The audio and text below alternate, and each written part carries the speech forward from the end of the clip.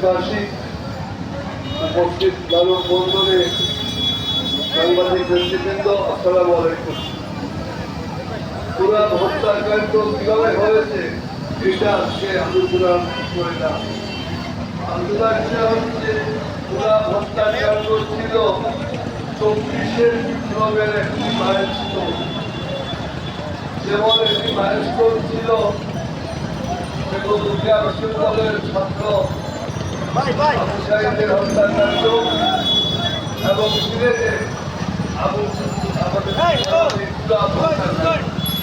এগুলো আমাদের ইতিহাসে আলোচিত থাকবে।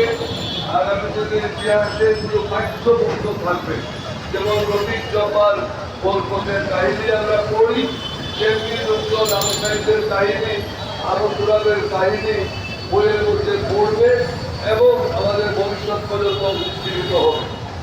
আমার এক ভাই পুরা হত্যাকাণ্ডের বিচার পেয়েছে।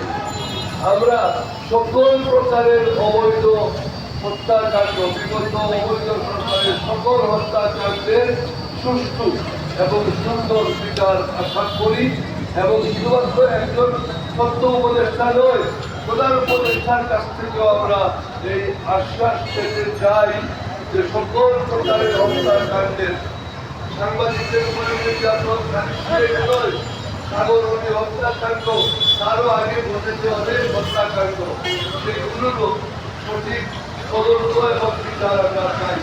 110 বার তদন্ত রিপোর্ট বিচারক যে মামলা, সেটি এখন পুরা হওয়া দরকার। আমরা মনে করি হত্যাকাণ্ড থেকে শুরু করে আবু তুরাব হত্যাকাণ্ড পর্যন্ত সকল হত্যাকাণ্ডের বিচার এবং দৃষ্টান্তমূলক বিচার আমরা আশা করি।